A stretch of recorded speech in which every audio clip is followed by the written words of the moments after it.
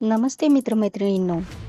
All India federation जिल्हा यवतमाळातील विद्यार्थी व पालक यांचे एल्गार यांनी सरकारी शाळा वाचवण्यासाठी दिनांक 17 मार्च 2026 रोजी थेट कलेक्टर ऑफिसला मोर्चा नेला. बघूया एक रिपोर्ट.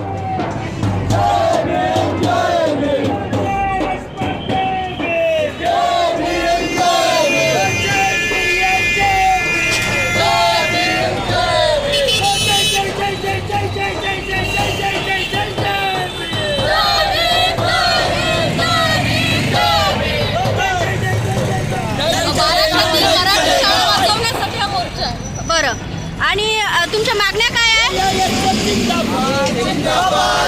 या ठिकाणी मराठी शाळा बंद करण्याचा निर्णय शासनाने घेतलेला आहे आणि त्या कमी पटाच्या शाळा बंद करण्याचा शासनाने जो निर्णय घेतलेला आहे त्या राज्यभरामध्ये 18,000 शाळा आहेत आणि यवतमाळ जिल्ह्यातील तब्बल 502 शाळा या बंद होण्याच्या मार्गावर आहेत आणि या शाळा बंद होऊ नये, गरिबांच्या लेकरांना शिक्षणापासून वंचित ठेवू नये या तमाम मागण्यांना घेऊन आमचा मोर्चा धडकत आहे. आणि RTने ज्या 11 भौतिक सुविधा त्या ठिकाणी कमिटमेंट केल्या आहे ते मिळाले पाहिजे. संच मान्यतेचा निर्णय त्यांनी रद्द केला पाहिजे.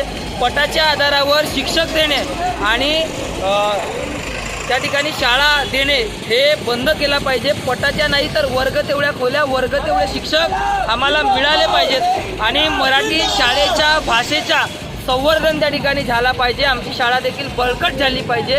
या तमाम मागण्यांना हा विद्यार्थी, पालक आणि शिक्षकांचा मोर्चा आम्ही यवतमाळ जिल्हाधिकारी कार्यालयावर घेऊन जात आहोत. आता बोला. ऑल इंडिया स्टुडंट फेडरेशन भारतातील पहिली विद्यार्थी छात्र संघटना आहे जोराने. आणि आम्ही विद्यार्थ्यांच्या मागण्या घेऊन पुढे येत असतो. आमच्यासारख्या अनेक संघटना आहेत पण आम्ही विद्यार्थ्यांच्या मागण्या घेऊन पुढे येत असतो. हा जे मुद्दा आहे, सरकारनं कमी पटसंख्या असणाऱ्या शाळा बंद करण्याचा निर्णय घेतला आहे. या सरकारच्या धोरणाला निषेध म्हणून आम्ही आज मोर्चा काढला.